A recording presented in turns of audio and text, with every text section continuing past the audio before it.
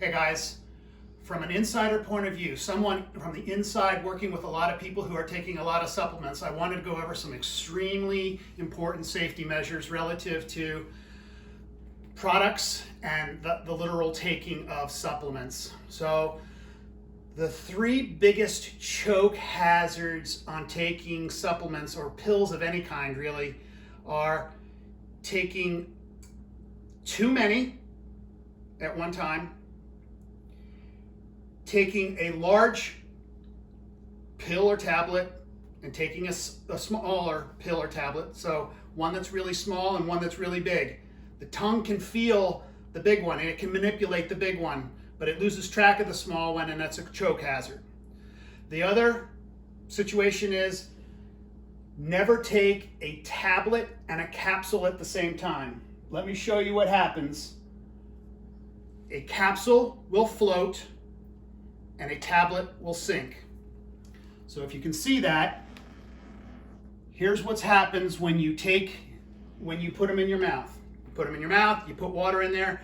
As you tilt your head back, the tablet sinks and the capsule rises, causing a choke hazard. Now, a couple of things about taking products.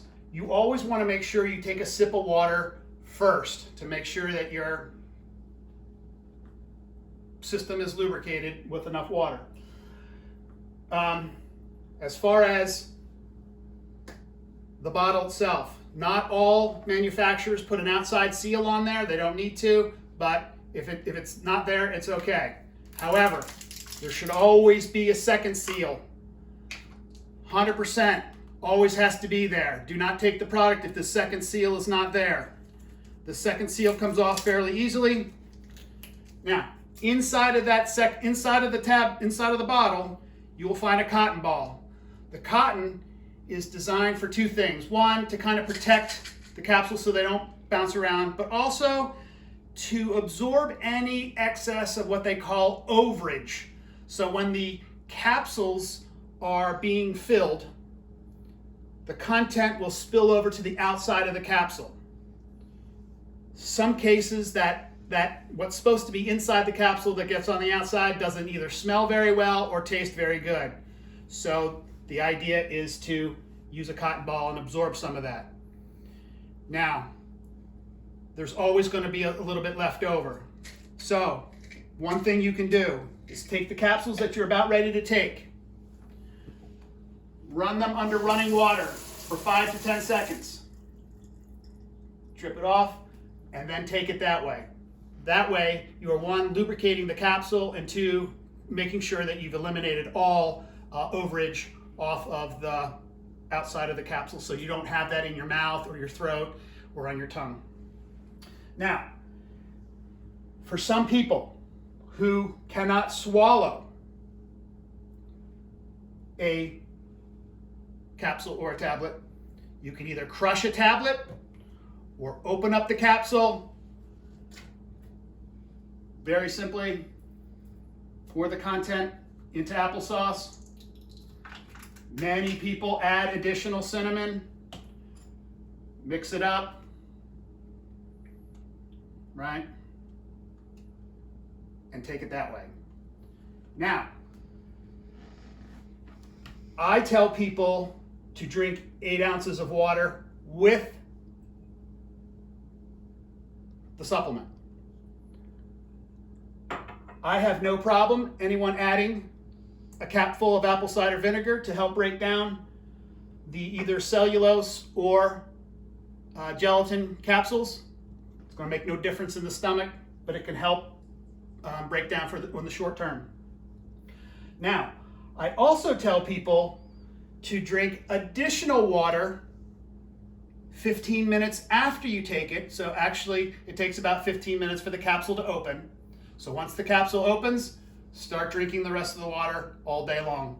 You want to make sure that the content of the capsule is in solution and being able to be absorbed. Now let me tell you one safety tip that I'm seeing a lot of that's happening that I want to make sure that everyone is aware of this.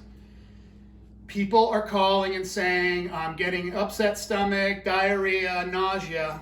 What's happening is because people are taking a lot of supplements, they're ending up taking a lot of additional individual ingredients. For example, people are taking a lot of magnesium.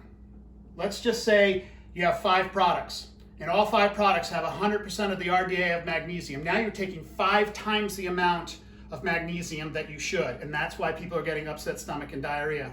I want everyone to look at collectively all of the supplements that they are taking and look for the percentage of RDA for most of the vitamins.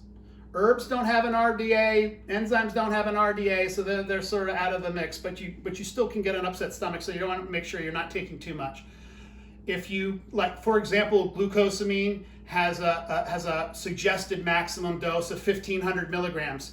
So if you're taking 2 joint products that both have glucosamine in it, you need to make sure that you're not taking too much of one ingredient. So write it down, make sure you list it.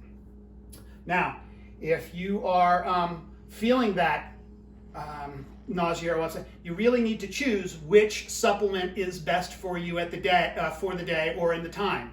Or what you can do is you can alternate one product one day, the next product the next day, and alternate. Let's say if you have as many as you do, just keep alternating them, just so that you're not taking too much of any one ingredient in any one day or any one time.